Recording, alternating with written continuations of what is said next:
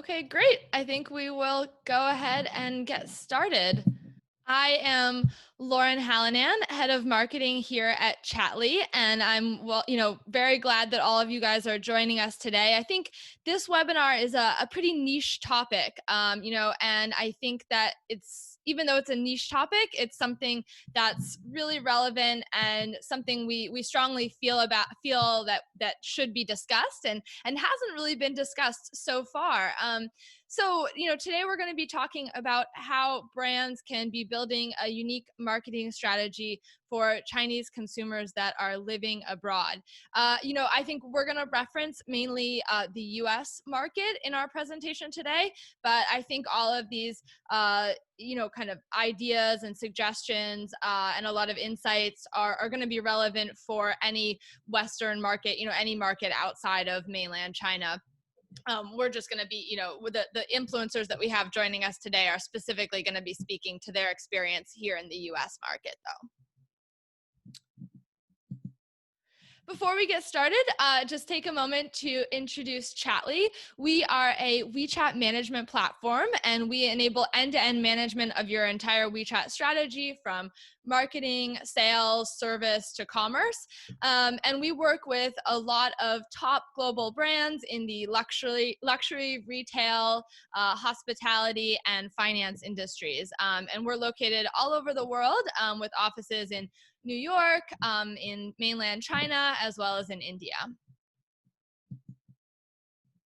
So, why is today's topic relevant? Why should brands consider marketing, creating customized marketing strategies and communication strategies specifically for Chinese consumers living in their country? So we're going to use the U.S. as an example today.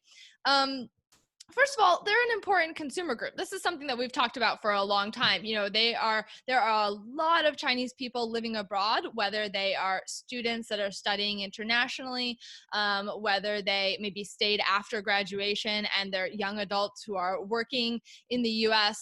This is a very large community of Chinese people living abroad. And during the COVID-19 period, we've seen a lot of brands who are marketing in mainland China customizing their marketing strategies for the situation, right? They're putting out messaging, addressing, their empathy, explaining what's going on with their stores, and really catering to that mainland Chinese consumer. But then at the same time, here in the US, a lot of brands have also in their Western marketing, in their US marketing, are addressing the situation in the US. So, we see a lot of brands that are addressing the situation, but none of them are addressing it in a way that's specifically relevant to this consumer group of Chinese people living here in the US. And why do we feel that, brands need to be addressing this group is because Chinese consumers living in the US don't fall into either one of the buckets. They don't fall into they don't have the same mindset and the same situation as maybe other US citizens, but they also don't have the same situation as their family and friends back in mainland China. So it's really neither type of the messaging that you and your brand are putting out is really speaking to them and the position that they're in and on the channels that they like to use. So I want to talk a little bit more about, what position they are in. And of course, this is taken from my the experience that I've had talking to Chinese friends living here in the US. Of course, in a little while after I'm done presenting, we're going to have a wonderful panel with 3 influencers who are going to share their perspectives. So we'll get a lot more information on this in a little bit, but I just wanted to kind of set the stage with what I've been hearing from talking to a lot of my Chinese friends living here in the US. So a lot of them have been saying this Chinese phrase, which essentially means, where is the confidence coming from to reopen, right? So while, the US has already started to reopen and a lot of people are just treating the situation maybe a little bit more casually.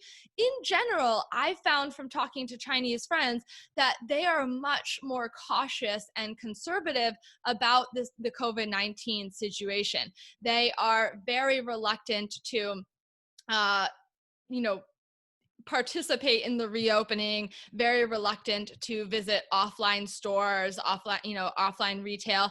They're still wanting to stick to online. They're wanting to, stay mostly in their homes. They don't understand why reopening has started already. So the messaging that you need to send to them might be different than another US consumer who is thinking about the situation a little bit differently. So here are some quotes that I got from some of these Chinese friends that I've been speaking to. They feel it's not the time to reopen yet. They feel they don't feel safe going out to restaurants or doing offline shopping. They're going to continue using online shopping, and a lot of them has said this is because they're hearing different messaging about COVID-19 than the average American citizen is, right? They've been hearing about COVID-19 and the severity of the situation since back in January from their friends and family in mainland China. And to this day, they have their friends and family in mainland China constantly, talking to them about the situation here in the US. I can speak, for example, my husband is Chinese, and every time he talks to his parents, they're always so concerned about what's going on here, which then, of course, makes him much more concerned. They're sharing what information they're learning back in China. And China is treating the situation much more strictly than I think we are here in the US. And so he's getting that perspective. He's getting that concern. And I think a lot of, Chinese people living here in the US are feeling that, that impact from their friends and family back home. They're also, while they might read information from US media, they're actually still getting a lot of their information from Chinese social media channels and listening to what information is being put out in China. So they definitely have a different perspective on the situation than the average American citizen might. So I think brands really need to keep that in mind when they're trying to talk to consumers at this time.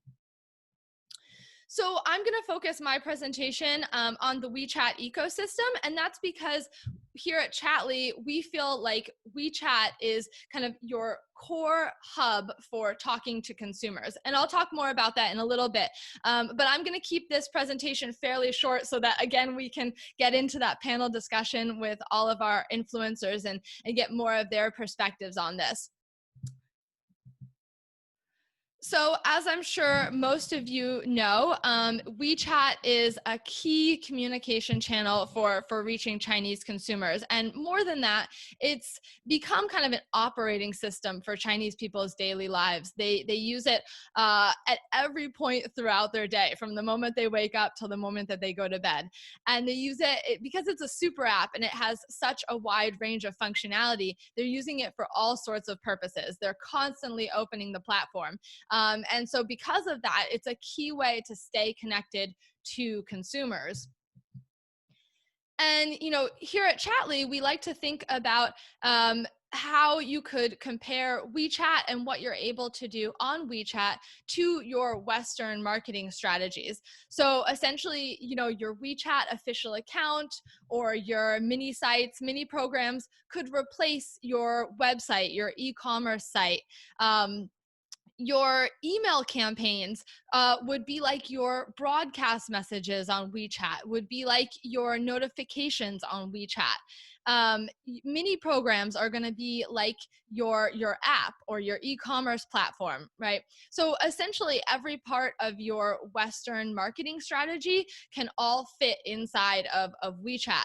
And it's become a go-to place for Chinese consumers when they want to connect with a brand, they want to learn more about a brand, they want to reach customer service, learn about products. Many of them will go to WeChat and search for your brand. That's one of their first instincts. And so I just want to talk about how at this time you can, on your WeChat account, be creating customized and personalized communications for this US-based Chinese audience. So before I get into that detail, I just want to clarify that you must have a WeChat official service account to do this. So there's different types of WeChat official accounts, the two main types being a subscription and a service account. In order to do all of the personalization features that I'm going to talk about, you need to have a WeChat service account. So the first thing that you're going to want to do is to identify and segment those US based, or, again, whichever Western country you're in, but we're, for this example, we're going to say US, your US based Chinese consumers.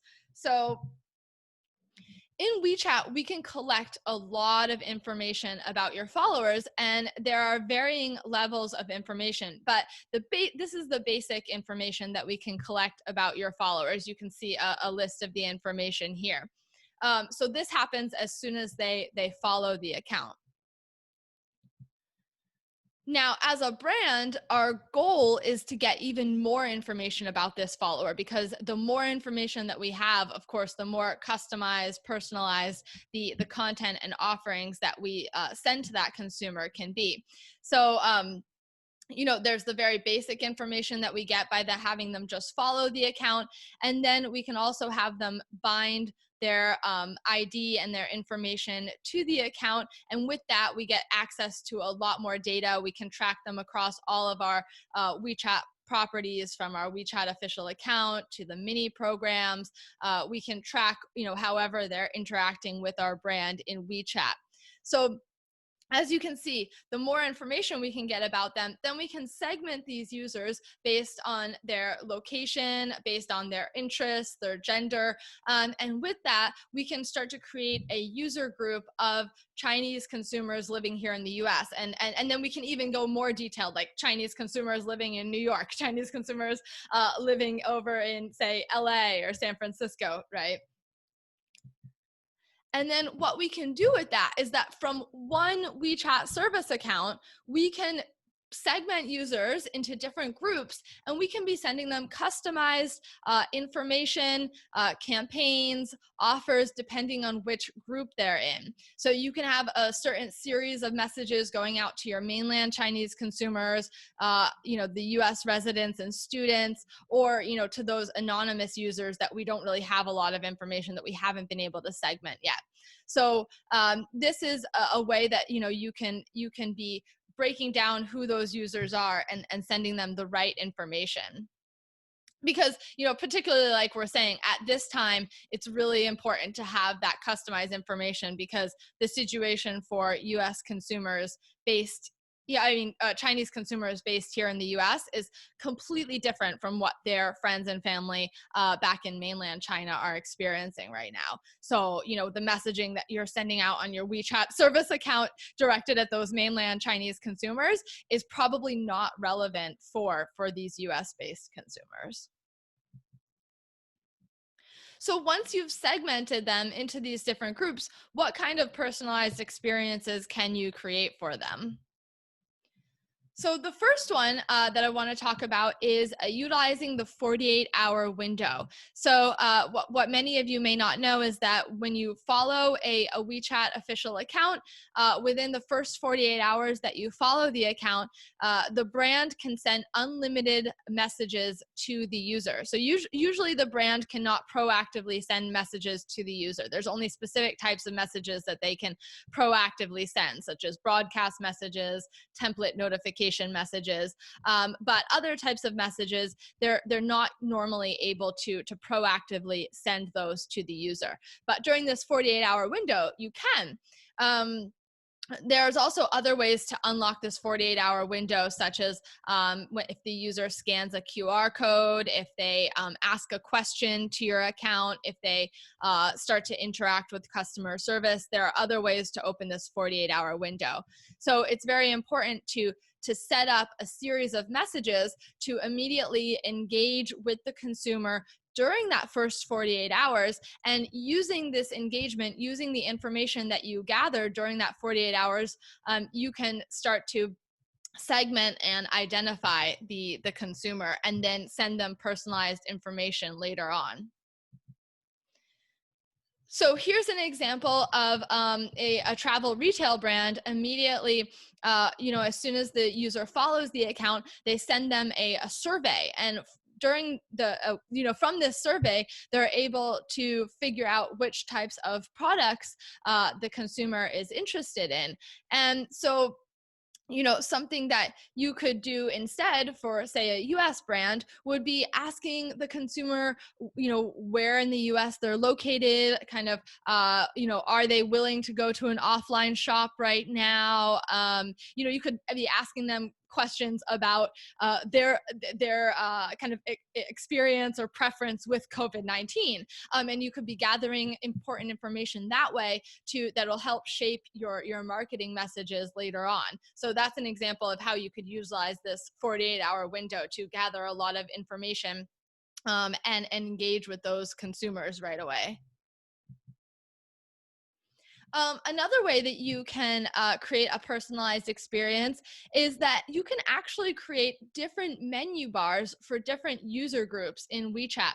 So, here we have an example of your regular menu bar for your unregistered user, for just any user that follows your account, versus a menu bar that your VIP members might see.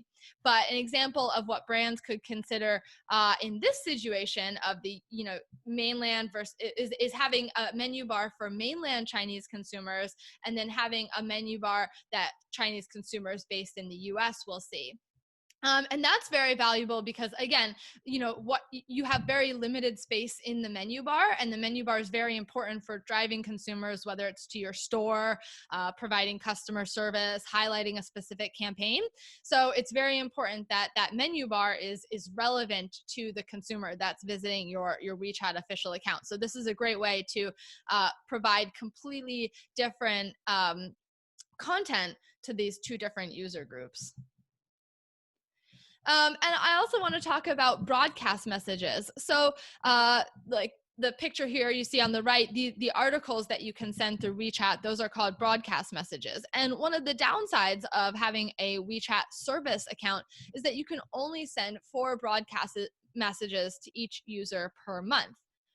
But there's a caveat here that a lot of brands don't know about, or people just don't consider, is that it's only 4 broadcast messages to each user per month, but different users can receive a different 4 messages. So you could be sending 4 broadcast messages to the mainland Chinese consumers, and then 4 different messages to Chinese consumers living here in the US. So that's definitely something that brands want to consider taking advantage of. And then, template messages, you can be sending, again, different template messages are like notifications. So like we've listed here, coupon expiration reminders, loyalty point notices. For this situation, you could do store reopening notifications. Again, these could be customized for different user segments.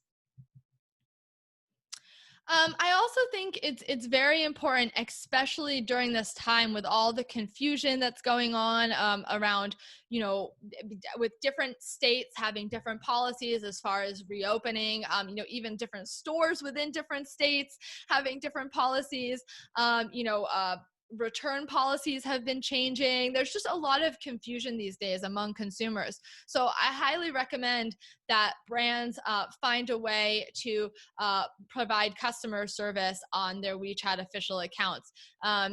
This could be a combination of autoresponders, having a chat bot, but I definitely recommend, if you can, including some live support there, because that really, sometimes there are questions that just can't be answered by autoresponders and chatbots.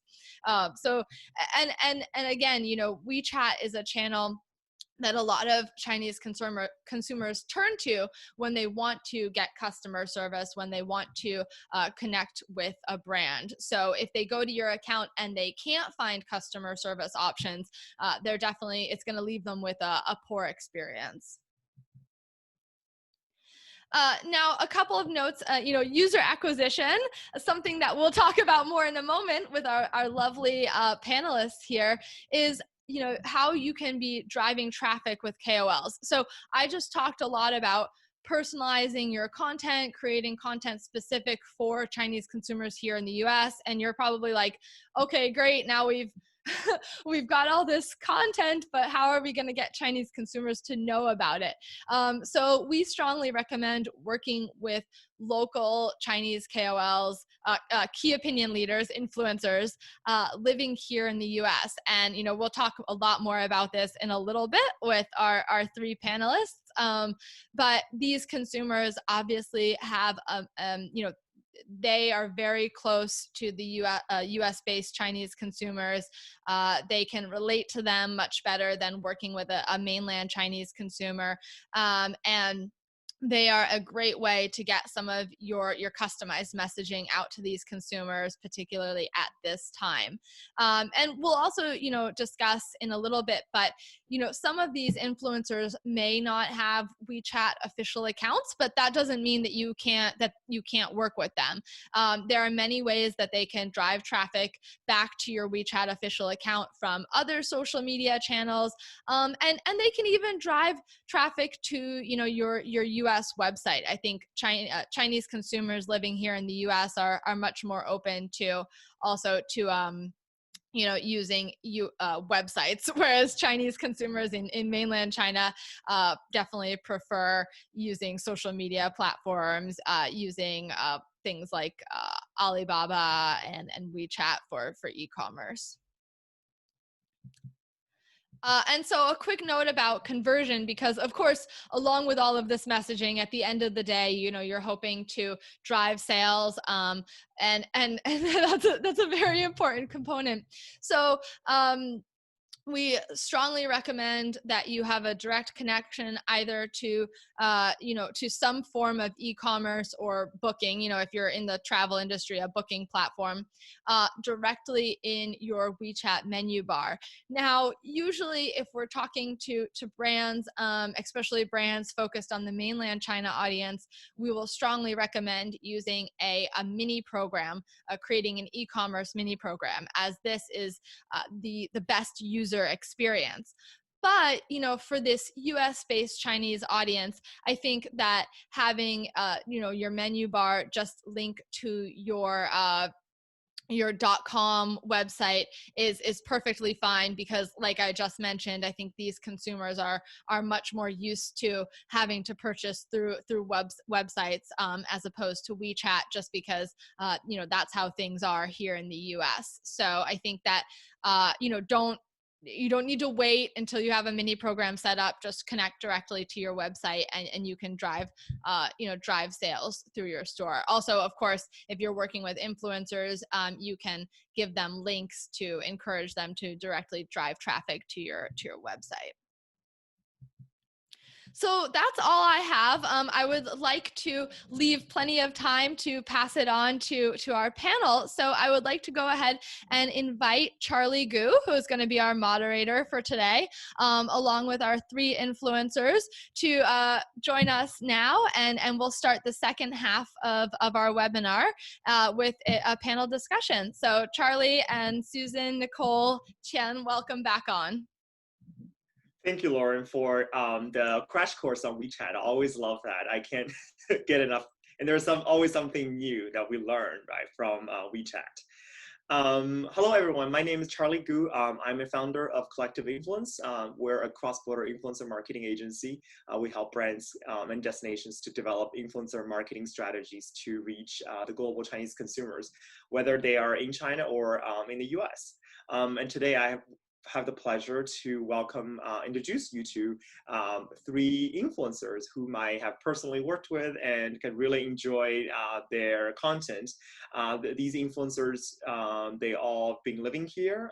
They're both influencers and also part of the community. Each of them represents kind of a market segment with their own specialty. So without further ado, I'm going to introduce you to our panel today. Nicole, Susan, and Chen. Maybe I think we can start today's discussion, just allow them to kind of introduce themselves. Maybe each of you could give us a quick introduction about how did you become influencer? And then especially how did you become influencer in your field? Maybe we start with Nicole.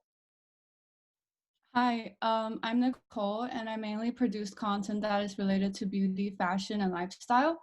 The main platform that I work with are Bilibili, Weibo, and Instagram, and I have around a total of 500,000 followers. Besides blogging, I'm also currently a junior studying at USC, so I would say that most of my followers are also students around my age, and a portion of them are also international students. So I started making videos about, I think 3 to 4 years ago, and I first started on Bilibili. I think one of the advantage I had at the time was that Bilibili just opened the section for beauty and fashion. So that really helped me to have my initial followers. And yeah, that's about me. I'll hand it on to Susan. Okay, hi guys, my name is Susan, and I came to USA since I was 13, and right now I'm a freshman in Parsons School of Design, which is in New York City. First, I got recognized is in a Chinese platform called Zhihu. It is kind of like Reddit, and I got noticed as soon as I posted my first post. And I also did a little writing about my lifestyle and values as a 16 years old. And then when I was around like 17 and 18-ish, my vlogs on YouTube and pictures on Instagram were re-uploaded on Weibo. And then that's when everything went kind of viral. And I have, like brands or TV shows would love to collab with me. But I decided to focus on my schoolwork first, so I kind of keep everything like low key. I don't define myself as under any like specific title, like an makeup artist or a fashion influencer. Although I do collab with brands, most is about like fashion and makeup. But I think people follows me not only because of my blog or makeup, but also my personality and values, who I really am. And right now, I'm like kind of popular in Japan, and I did some collaborations with Japanese magazines and makeup brands. Yeah. And Chen. All right. First of all, thanks Charlie and Lauren for having me during this webinar.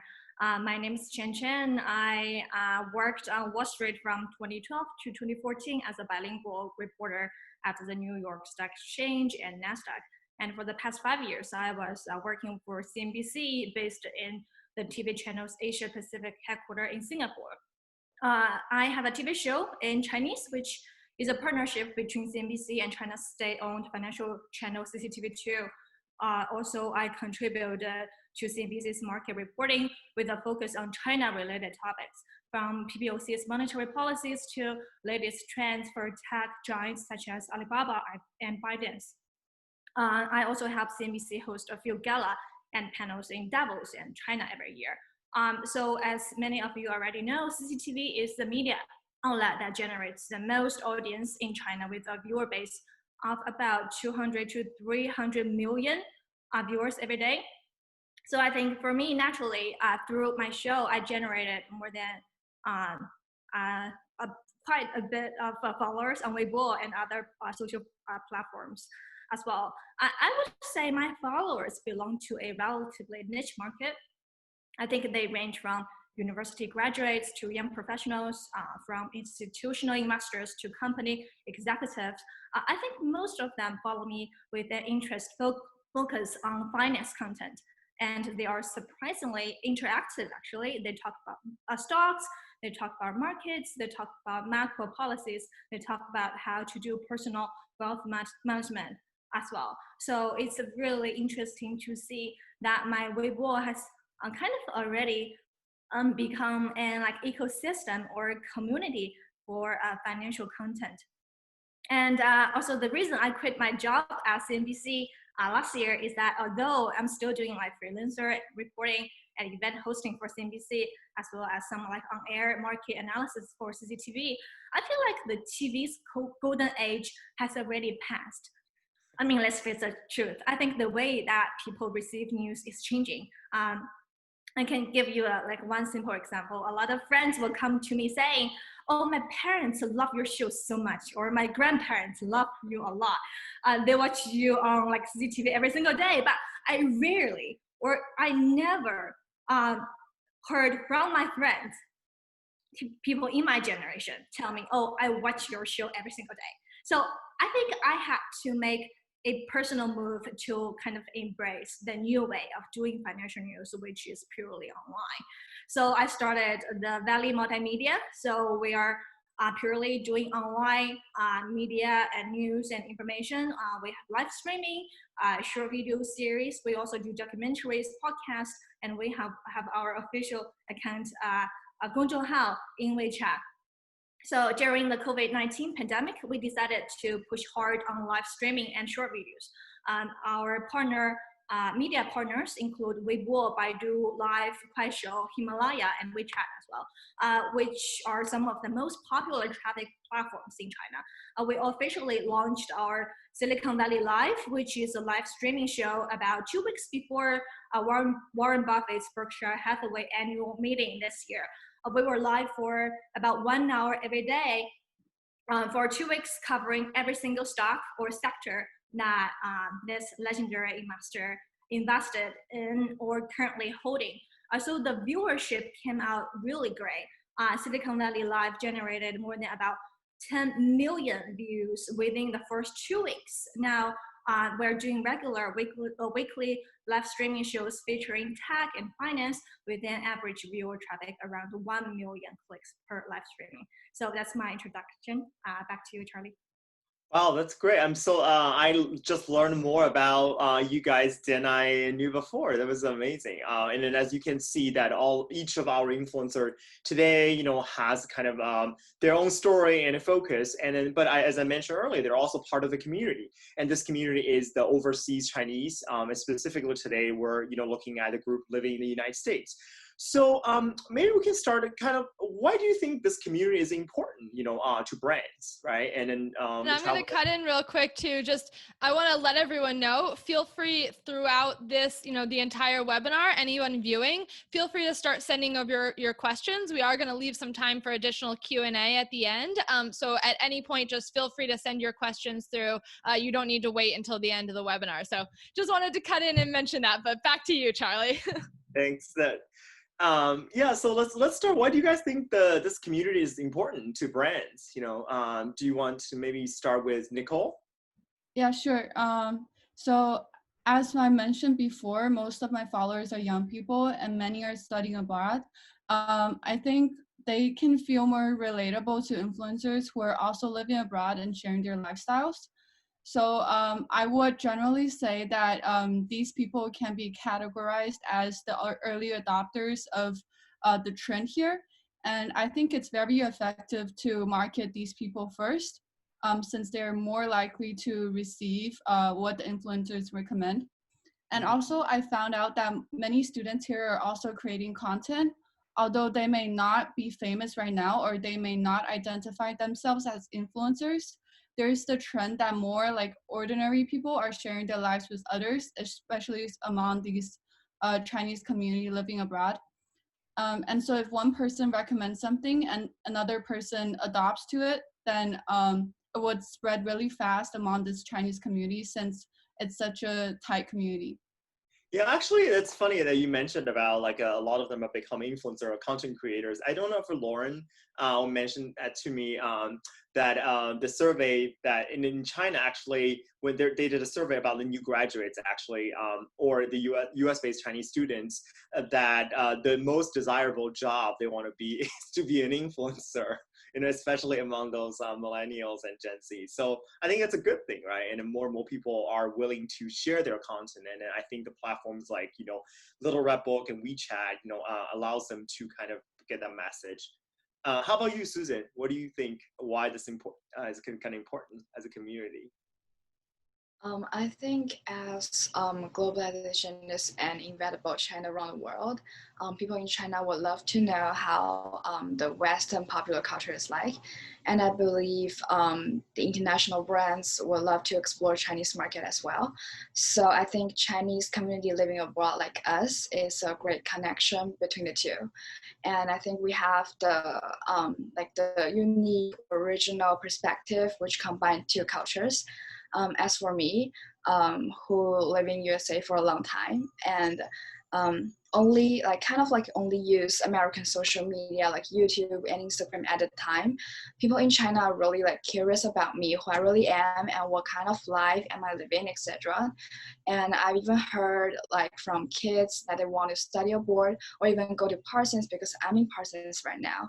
So I think it is very important for us, this community, to spread the messages. Great. And Chen, do you have anything to add kind of to that topic? Sure. I think for this question, 2 points. I think first of all, if we look at the market size, right?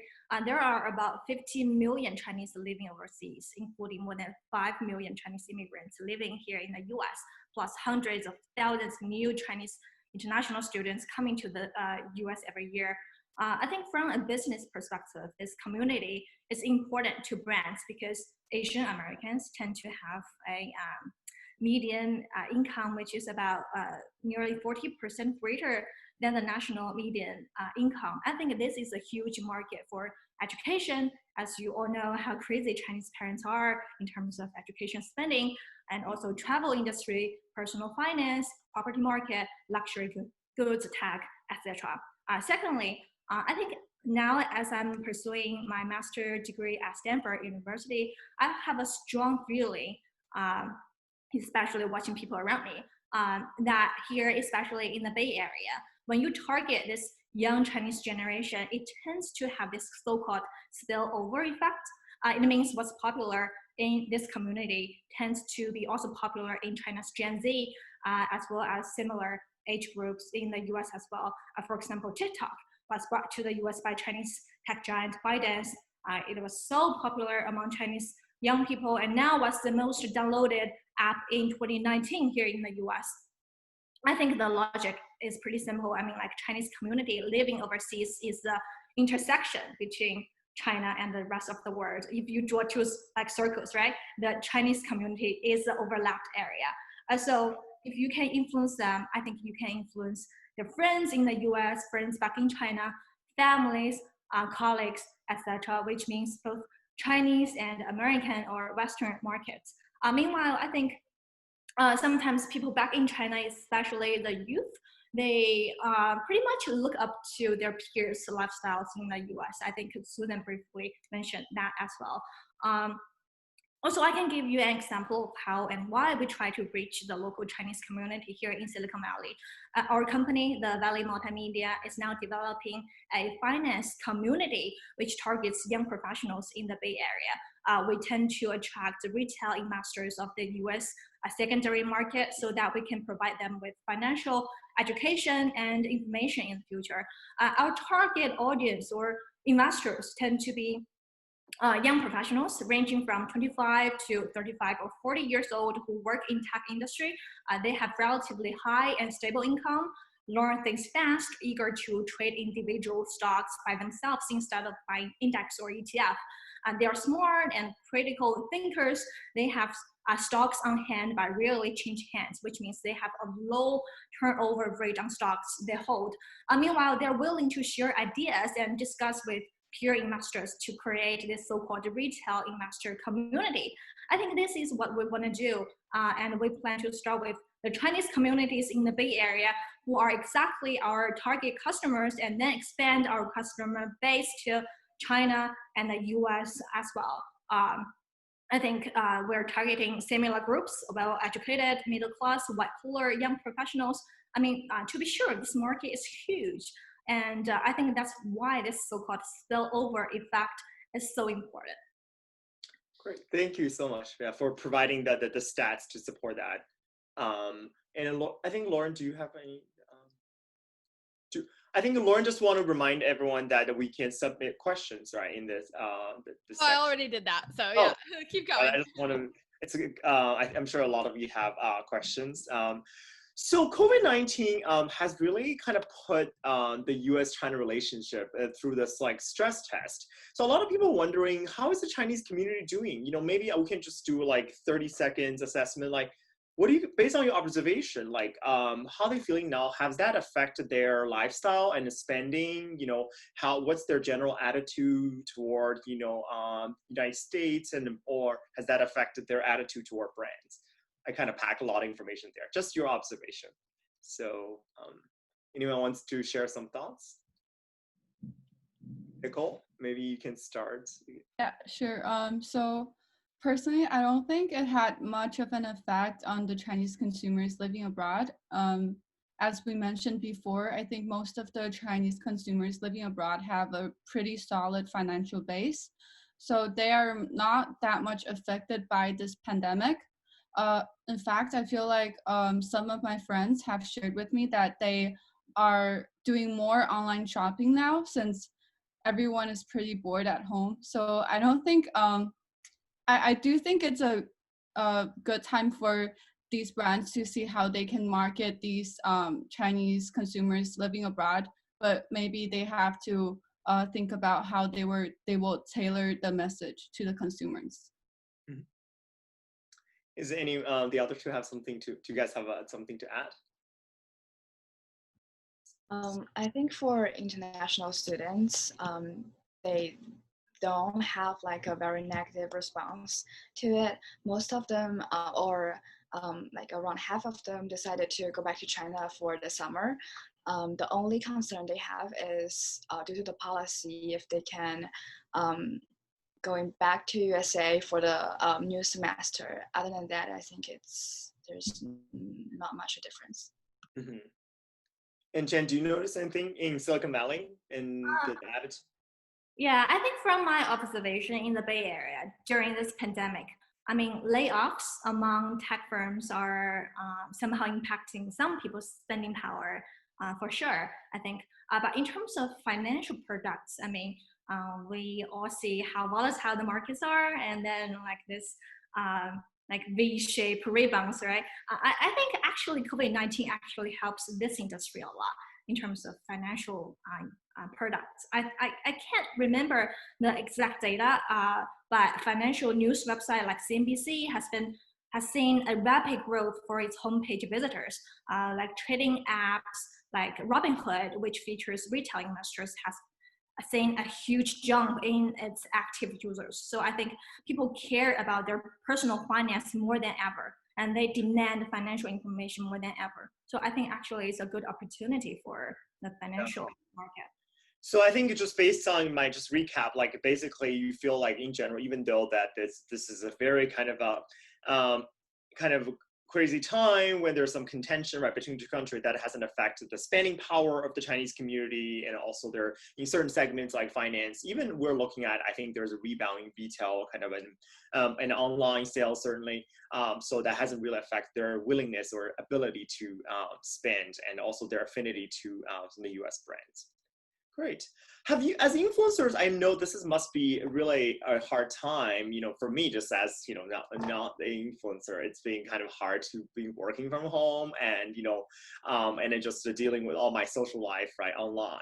And, but like, as content creator, has that been really difficult for you guys to create content and keep producing, you know, quality content in this time?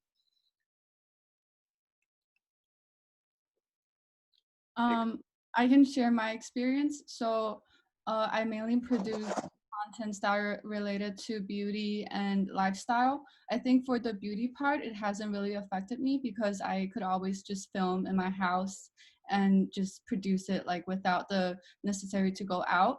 However, like for the other part of lifestyle, it has affected me since I can't really go out and like share my life, although I could, but it's just like it's pretty intense outside, and I think there's some kind of like a tension on the internet right now regarding to like living abroad. So I would just avoid trying to do that kind of content right now. So I would try to shift more to my beauty contents for this period of time.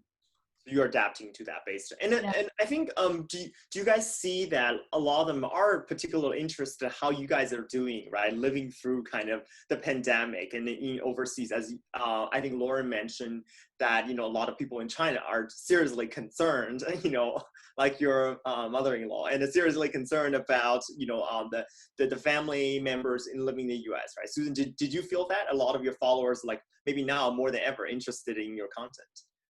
How you survive this? Yeah, same as Nicole. The situation has been like similar for me, because I have to cancel like 2 business trip to Paris and Japan due to this coronavirus thing. But most of my content are very like casual and also like lifestyle or makeup basics. So it wasn't like a really difficult time for me. Yeah. Mm-hmm. Awesome. That's great. I mean, it's good to know that you guys can keep producing content, during this time. And Chan, I'm going to hold on this because I know that you have done something very interesting during this time, and it's that you've done some tests with live streaming, which is a perfect segue for us into my next question about live streaming. So, so live streaming has been, a very popular channel, right? And kind of a tactic. A lot of brands are utilizing it to drive sales, and especially during the COVID-19 pandemic. I'm sure a lot of you have heard, these headlines coming from China of influencers by Wei and then Austin Lee slashing records. And so I would like to, kind of ask you, kind of share some of your experience and thoughts maybe on live streaming.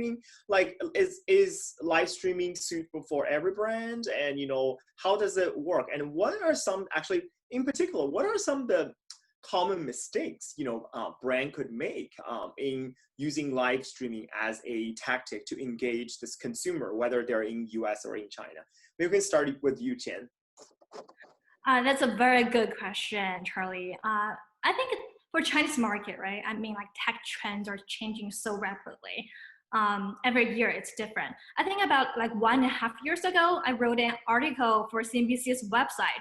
The article's name is "The Biggest Trend in Chinese Social Media is Dying, and another has already taken its place." What I meant was the live streaming boom was cooling down while the short video apps like Douyin and Kuaishou, which generate video feed through artificial intelligence to make viewers more obsessed to these short video apps, were becoming the new trend back then.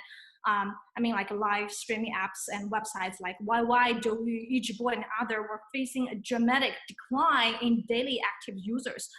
So I talked to market analysts who have been covering these industries and companies. They thought the live streaming would continue to face difficulties in attracting new users because people could spend like fragmented time on short videos. However, users had to commit like more than 1 hour fixed time to watch live streaming shows. So analysts back then thought that for live streaming, top entertainment KOLs, top fashion influencers, as well as maybe game or esports hosts are the only groups who can survive in this live streaming downturn cycle. But COVID-19 changes everything.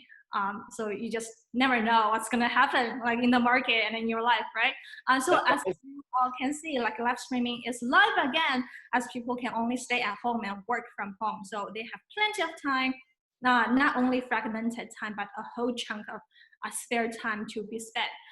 So I think this period of time is really changing the dynamic of how people back in China create content. As Charlie mentioned, a lot of brands and a lot of like live streaming stars like Li Jiaqi and Wei came out to be the top KOLs and work with brands to sell the products, right? I personally don't know much about fashion or cosmetics industry, but in the finance industry, finance panels and conferences are becoming webinars, and I think that's the new normal for sure. Even like Fed President Paul is like hosting news conferences by webinar, right? So yeah, like we're having today. These, yeah, for us, I think this year live streaming is an effective tool to reach overseas Chinese market. I mean, like just for financial panels, we generated like extremely good views and positive feedbacks from our audience.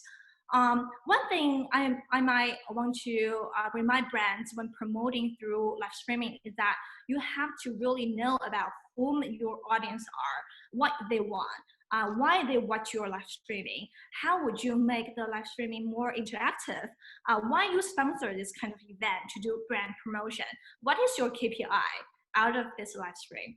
I think these questions are really important because I think short videos are more like active, like watching habits, right? Because like I find a short video and I kind of like the topic, so I click.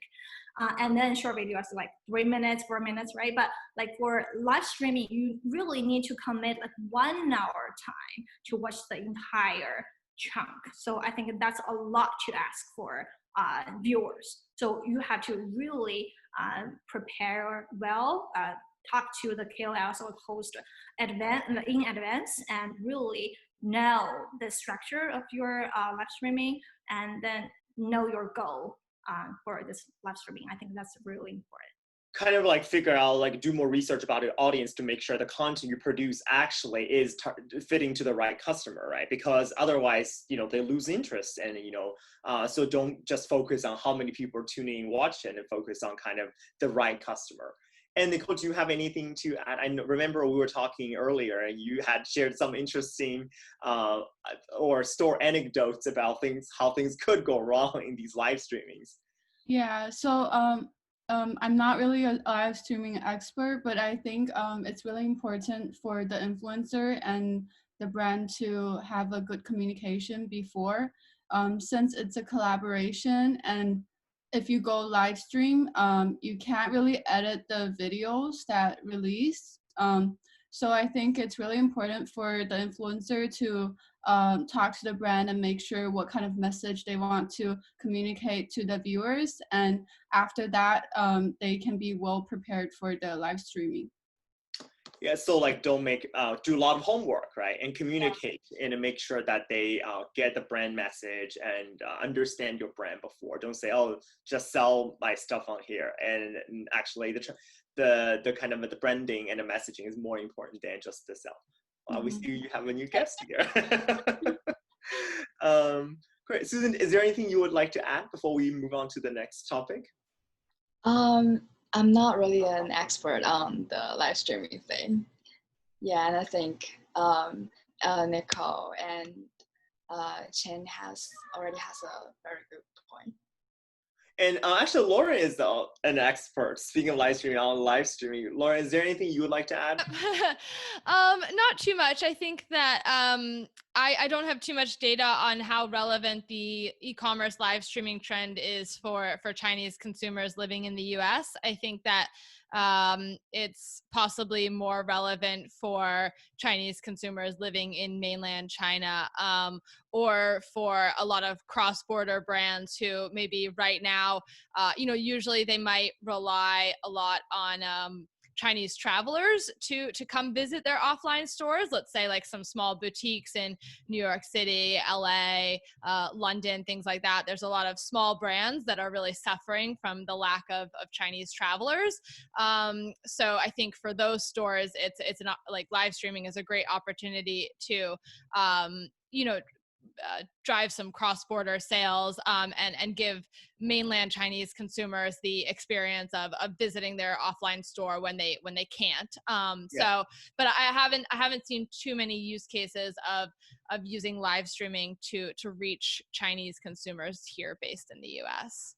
I'd like to point out though, kind of, even though that I think of some of the infrastructure, right, and that we see in China that for live streaming, it doesn't really exist here yet, or like there's some restrictions, but like platforms like Instagram, certainly, Instagram Live has become very, very popular. I think, I've seen in cases where you could actually utilize Instagram Live and just drive traffic to your, say, WeChat platforms, and we can talk a little bit about that kind of cross-platform promotion later. So that's something, brand also might want to consider. And I definitely see this is like kind of, there is a growing acceptance, right? And a kind of comfort, by brands to use live streaming and channeling their sales team, as kind of the spokesperson for the brand, as the main ambassador. So definitely kind of something we should watch. So next time we'll see Susan and Nicole to maybe do more live stream.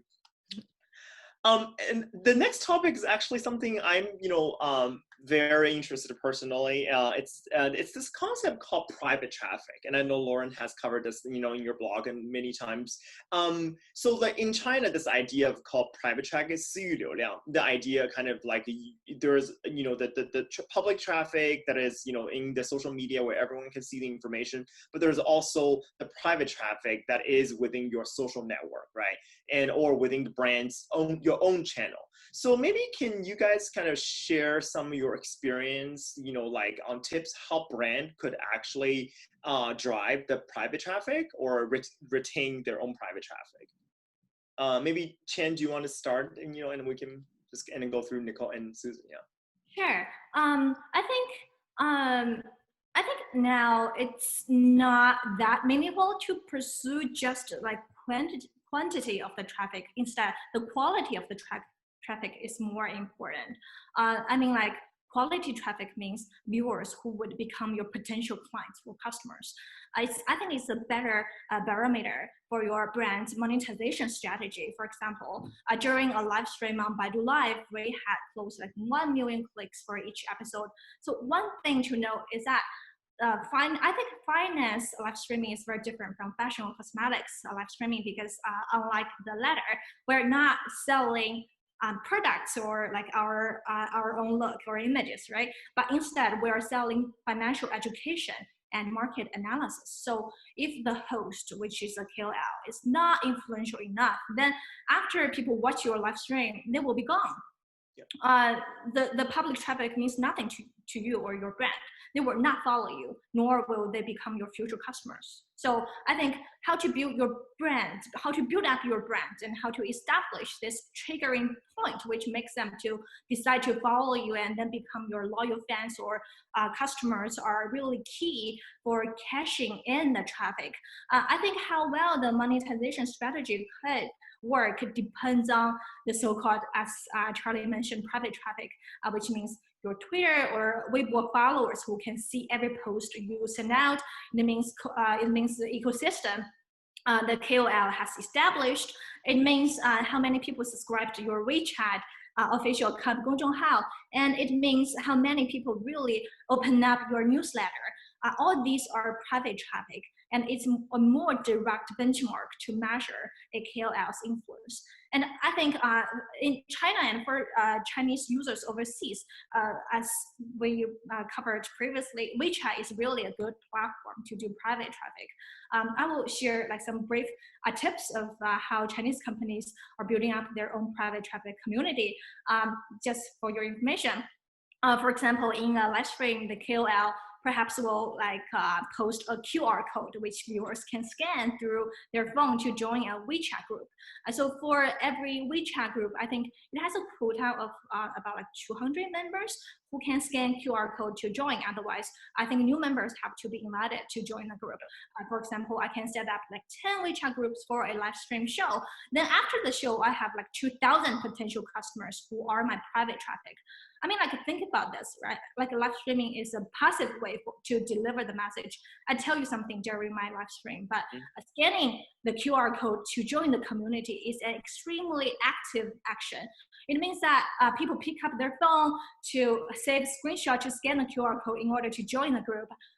They are people who are really interested in learning more about your brand, your product, and your company, right? I think that's a difference. So after the live stream, the group administrator will greet everybody or send digital red pockets or 红包 to show that this is a community or platform that you can directly access to the KOL or the company. Then the host can call for viewers to follow their WeChat official account. At the same time, if the company or KOL wants to sell any paid class, lesson, subscription products, that's the right time to do so. Usually company will start with a little bit discount or free trial to attract new users. Then they become your loyal customers, and then you can go ahead to push for more products. I think this is how most companies now in China do with their private traffic. And of course, there are more tips in operation. It's a pretty heavy operation way to do this kind of community, like setting up. But long story short, I think this is how a lot of KOLs in China are monetizing or cashing in their traffic at this moment. So using KOL to help brands to kind of drive that traffic, their public traffic. And I think it's, you just just recap what you had said. I think it's very important that, so for brands to think about tactic, is that to incentivize the customer, right, to join this more, whether it's a WeChat group or it's follow their WeChat official account. And I think that's to convert that public traffic come from KOL into their private traffic. I've seen actually, brands work with, spend a lot of money with KOLs, but, sometimes brands were focusing on the results from these campaigns only from a reach, perspective. But actually, I think the more important is looking at focusing on how much you're retaining the customers, or what's happened after that.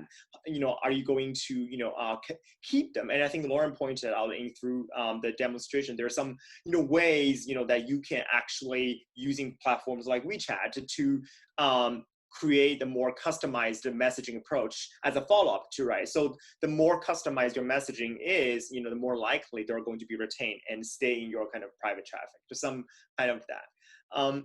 I actually, so I'm going to jump into the next question, Susan, for you, because I think a lot of our, audience today would be very interesting to know more about Instagram. Actually, when we talk about Instagram, it just doesn't, kind of appear to be like something that brands often think about in terms of engaging the Chinese community, right? Because it's widely perceived as a, platform for general audience.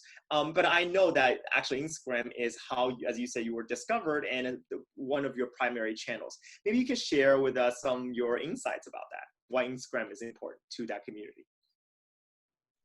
Okay, so as an international student for so many years, and I know that most of the Chinese community who live in USA, the top one social media they use is not Twitter, is not Facebook, is Instagram. So I think it is, of course, like a very important platform. And also I think Instagram has developed, I think, you can have the business cooperations with brands, and because it's picture based, so I think it's a very good platform to SKOL to to introduce the brands to the followers. And also when I opened my Chinese social media platforms, the original followers are from my Instagram, so it is a very good way to to lead the traffic to other platforms. To connect. And I think you mentioned to me that, actually there is a very large group of, or let's say a large, relatively speaking, selective Chinese consumers, right, that would go on Instagram. Yeah, of course, because most of my followers are from China and Japan, and yeah. And I think that it is Instagram kind of also the preferred platform by Chinese students when they're looking at content, looking for inspiration. Yeah, of course. Yeah, that's very interesting. And I think actually some data I saw, Instagram apparently has 3 million active users from China. So if you're thinking about engaging, whether it's the consumers here and also consumers China, that's something to think about and maybe to build into your kind of a channel strategy, right? And I know that also the Instagram is kind of effective. You can also not just with using the traffic within that platform, you can drive traffic to WeChat, right? Your other social media platforms. So that's also something to think about as well. Yep. And then I have a question for you, Nicole. So Susan talked about her experience with Instagram. I would like to hear your experience with Bilibili just quickly, because I think most of our audience probably are not very familiar with Bilibili yet, but it's certainly a trending platform right now, and it's especially with the Chinese Gen Z generation. Could you give us like a quick download of what's Bilibili, why it's so important? Yeah, so I think Bilibili is the platform that is most similar to YouTube here, and it has around 27.4 million Chinese users on the platform. And maybe many of you guys are not familiar with this, but just in April this year, Sony paid 400 million for a minority stake in this Chinese online entertainment, and it values Bilibili at 8 billion. Yeah. So for me, I think it's very important for brands who are seeking to collaborate with content creators who produce longer videos that are content based to look for influencers based on Bilibili. One of the advantage to collaborate with a Bilibili-based influencer is that since the platform is content-oriented, creators will appear to be more reliable and followers are more likely to receive what they recommend. And secondly, Bilibili has the function that allows users to send like comments while they're watching the video, and the comments will appear when you are also watching the video. So it will like increase the engagement rate between the producer and the viewers. And Bilibili has also followers like not only like local Chinese followers who are based in China, but also like Chinese consumers who are living abroad. So I think it's a pretty good platform for brand to look for to like market consumers over a range and from like all over the area. Yeah, actually, I know that a lot of influencers that who live abroad, actually, Bilibili was kind of the go-to platform for a lot of them, right? To kind of create content. And often these content get repurposed or be people like what we call 搬运, removed and put them to, China. So it's great. And I think Bilibili is getting, going kind of pivoting toward a more mainstream, right? Platform, having more tried really to kind of make itself like more, reinvent itself to be more like a YouTube of China. So that's awesome. So with that, I guess we kind of wrap up our kind of moderated discussion part. Maybe we can take some time to go to Q&A. Yeah, I mean, I wish we could go so much longer, but I want to be respectful of everyone's time, especially since it's, we're right during lunchtime here on the East Coast. But I do want to open up a little bit for we had a couple questions come through. If anybody else has any other questions, this is the time to send them over, and maybe we'll answer just a few questions since we already are a little bit over the time. But one question that I think is a perfect follow-up to these questions that we were just asking is someone, Cyrus, asked, have any of you been able to use Douyin as a platform to reach US-based Chinese? We just touched on a lot of different other platforms, but Douyin, or the Chinese version of TikTok, have any of you been using Douyin at all? Do you think that this is a good platform to reach US-based Chinese consumers, or do you think that it's not too relevant for this consumer group? I don't know if any three of you have some thoughts on that. Nicole, Susan, do you guys have you done with Douyin before, or TikTok? I have Douyin, yeah. And personally, I feel like it may not reach as many Chinese consumers based in US. I think the consumer group on Douyin is more like at the bottom scale. Yeah, so like many local people live in China would like to use Douyin, and also like I feel like maybe some Chinese audience also download TikTok, so it won't focus them only on this one platform. However, I have a Douyin account and I did like post videos, and one time I like add a location to my post, and I did receive like message saying that, oh, I also live in like near this area. So I think they are definitely Chinese consumers on Douyin, but not as much. Mm-hmm. And actually, I would like to point out there is a technicality kind of issue here with Douyin. Because there is a wall between the two apps, the TikTok and Douyin. US-based users technically cannot download Douyin, the Chinese version, unless they have a Chinese App Store account. So most of them actually will use, like including myself, was using TikTok. Actually, what I've seen is that more and more China-based influencers also creating a TikTok account and then kind of repurposing their content here. And I know like recently there's like a Chinese song that from old Yijianmei has become very popular on even TikTok. A lot of people, I think some of you guys are laughing, you know what I'm talking about, have kind of spread it to TikTok, right? Because a lot of Chinese content creators. Yeah, sorry, I have one thing to add on TikTok and this kind of Kuaishou, this kind of short video apps. I think for TikTok and Zing, which is a new product launched by Kuaishou, I think they're targeting average American users. So the question was more about Douyin and Kuaishou, like not TikTok. Right. Because TikTok TikTok is launched in the US, and then it's Douyin in China. They all belong to one company. Right, I understand, but I'm saying the question is specifically asking about the Douyin, the actual Douyin platform. Is that reaching Chinese consumers here in the US? Yeah. So I think I would be mindful of the limitation of that kind of.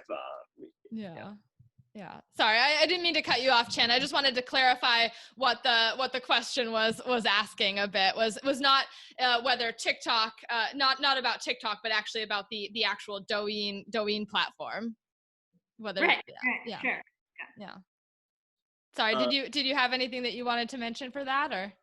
Oh no, I'm just saying. I think the strategy that from the strategy perspective, I think for Douyin and Kuaishou, how they do their strategy in China and US are different. So I think when brands are doing their promotion or marketing on those short video apps, I think it's important for brands to know whom the main target audience are for those brands. Mm-hmm. And maybe have both. You just have content live on both platforms. Those two sides of the great firewall. Yeah. Too many platforms. Is that actually our media partner in China, and then I know they target on like second tier or third tier cities or below that, and then in the US, I think they are targeting like average Americans, like TikTok does. Yeah. So I think it's important to know the difference. I saw a question just came through in the Q&A, which was something that actually I had wanted to ask. I feel like we've touched, whether it's me talking about WeChat or like Charlie asking questions about Bilibili, Instagram, the question we had just now about Douyin, we've kind of touched on all of the major Chinese social media platforms. But we haven't addressed one huge platform, which I personally feel is probably very popular among US-based Chinese consumers, but I would love to hear your perspective. So what about Little Red Book or XiaoHongShu? Do you guys use that platform? Do you feel like a lot of US-based Chinese consumers use that platform? What are your thoughts on Little Red Book? I don't know, whoever wants to answer. Susan, you want to take this one first? Yeah. Okay, because the only the Chinese platform I'm using right now is the Little Red Book, and I think it is a perfect place for a brand to like do collaborations with KOL, because people who using this app is for looking for makeups or fashion tips, etc. So I think it's perfect. And also this platform was originally known for those the girls who live overseas share their lifestyles and stuff. So I think it's a perfect connection between the brands and the platforms. Yeah. And I think about the other two. Yeah, Nicole, do you want? So I don't use Little Red Book as a content creator, so I don't really post anything on it. But I can share some insights like as a consumer. So as Susan said, if I want to buy something, the first app that I use is Little Red Book. So different to like Bilibili and like Instagram, where like maybe I'm looking for content on Little Red Book. I'm not looking for like any content, but just to like, oh, what should I buy? Which product is better? So I think for brands, if they collaborate with influencers on Little Red Book, it's important to, it's I think it's actually easier since they can just like, they don't need to have the idea of like, oh, how do I put this product in this entire content, but they can just like directly post this advertisement. Yeah, it's often used like a search engine. Like instead of going on Google to search for, I don't know, Chanel perfume, they might go on, go on Little Red Book and search for that term instead. So like you're saying, maybe the content can be much more commercial and straightforward about here are the benefits and the features of our product, as opposed to having to come up with a big story around the product. It's a different, yeah, it's like a lot of, actually you'll find a lot of product junkies that people are on Little Red Book though. Both the audience and content creators are really like product junkies, and they love to research the ingredients, talk about the benefits, and go into the nitty gritty of this. But I think also for brands that, going to cross-border commerce, and especially I think this would be perfect because the influencers like, Susan, Nicole, and Chen, they're the ones who actually have access to your product right now. And then they can share the content and getting that message out Little Red Book. And so when your products get to China and eventually, and then people can find, and then, the information, use that as search and discover your brand. So just want to add that. I wanted to bring up another question, and maybe, I don't know if this might be a little bit relevant for Chen as well. So Richie had asked, we've been talking a lot about, well, except for Chen has been, talking about finance, but some of the other categories we've been talking a lot about, beauty, fashion, a lot of FMCG. And so, what about more B2B? The question is it possible for Chinese logistic tech products and services to use WeChat for marketing and channel development, more about, B2B for this overseas market?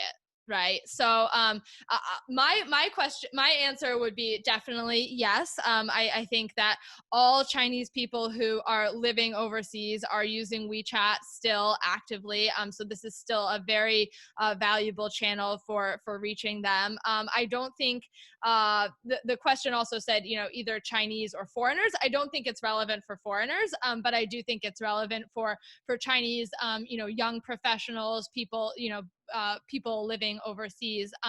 But maybe Chen, you can give your perspective. Are you with your platform and your marketing, are you using WeChat for B2B communications with Chinese people here in the US? All the time, Lauren. I totally agree with you. I think in China, or like Chinese people living here in the US, I feel like everybody uses WeChat for work. Especially in China, like they don't have, I think there might be like a big potential there in terms of like SaaS, which is corporate services, right? But so far, I think everybody uses WeChat for work. Like companies and, like marketing people come to us a lot through WeChat, and they followed our 微信公众号, our official WeChat account, and then find us. And then people don't use email at all in China, right? Everybody uses WeChat. I think they have this kind of ecosystem and user habits established already. So Chinese Americans or Chinese living here in the US, they use WeChat to talk to Chinese companies and corporates back in China all the time. So I don't see any problem for B2B, communication or pitches, on WeChat. at all. Actually, if I could add something to that, I think for B2B communication, it's actually very important. It's not, I think, for personally, like as a business owner, we use our, company's WeChat to do mostly, B2B business. And I noticed certainly, for consumers in US, WeChat hasn't yet reached that broader appeal, right? However, and I think if you are a professional or company that is, working in the China space or cross-border or dealing with Chinese consumer, most likely you're going to have WeChat. We see definitely, non-Chinese professionals are using that. So I think as a brand from B2B perspective, building that database, kind of system capture those information from your customers using WeChat to engage them as a potential channel, I think will also be very useful. Great.